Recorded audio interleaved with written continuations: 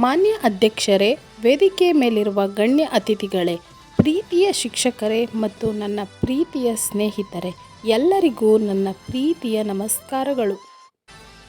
ಮೊದಲಿಗೆ ಎಲ್ಲರಿಗೂ ಗಣರಾಜ್ಯೋತ್ಸವದ ಶುಭಾಶಯಗಳು. ಇಂದು ನಾವು ಇಲ್ಲಿ ನಮ್ಮ ದೇಶದ ಅತ್ಯಂತ ಮಹತ್ವದ ಹಬ್ಬವಾದ ಗಣರಾಜ್ಯೋತ್ಸವವನ್ನು ಆಚರಿಸಲು ಸೇರಿದ್ದೇವೆ. ಪ್ರತಿ ವರ್ಷ ಜನವರಿ 26ರಂದು ಭಾರತವು ಗಣರಾಜ್ಯವಾಗಿ ರೂಪುಗೊಂಡ ದಿನವನ್ನು ನಾವು ಹೆಮ್ಮೆಯಿಂದ ಆಚರಿಸುತ್ತೇವೆ. 1950ರ ಜನವರಿ 26ರಂದು ನಮ್ಮ ದೇಶಕ್ಕೆ ಸ್ವಂತ ಸಂವಿಧಾನ ಜಾರಿಗೆ ಬಂತು.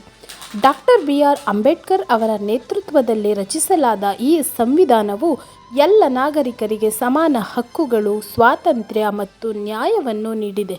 ಗಣರಾಜ್ಯೋತ್ಸವವು ನಮಗೆ ನಮ್ಮ ಹಕ್ಕುಗಳು ಮತ್ತು ಕರ್ತವ್ಯಗಳನ್ನು ನೆನಪಿಸುತ್ತದೆ. ದೇಶದ ಪ್ರಜೆಗಳಾಗಿ ನಾವು ದೇಶದ ಕಾನೂನುಗಳನ್ನು ಗೌರವಿಸಬೇಕು, ದೇಶದ ಏಕತೆ ಮತ್ತು ಅಖಂಡತೆಯನ್ನು ಕಾಪಾಡಬೇಕು. ಈ ದಿನ ನಾವು ನಮ್ಮ ಸ್ವಾತಂತ್ರ್ಯ ಹೋರಾಟಗಾರರು, ಸೈನಿಕರನ್ನು ಗೌರವಿಸುತ್ತೇವೆ.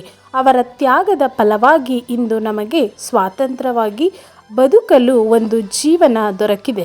ಬನ್ನಿ, ನಾವು ಎಲ್ಲರೂ ಒಟ್ಟಾಗಿ ಸತ್ಯ, ಅಹಿಂಸೆ, ಶಿಸ್ತು ಮತ್ತು ದೇಶಭಕ್ತಿಯನ್ನು ನಮ್ಮ ಜೀವನದಲ್ಲಿ ಅಳವಡಿಸಿಕೊಳ್ಳೋಣ.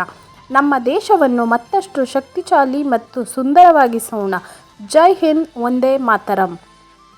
ಈ ಒಂದು ವಿಡಿಯೋ ನಿಮಗೆ ಇಷ್ಟವಾಗಿದ್ದರೆ ದಯವಿಟ್ಟು subscribe and support our channel. Thank you for watching.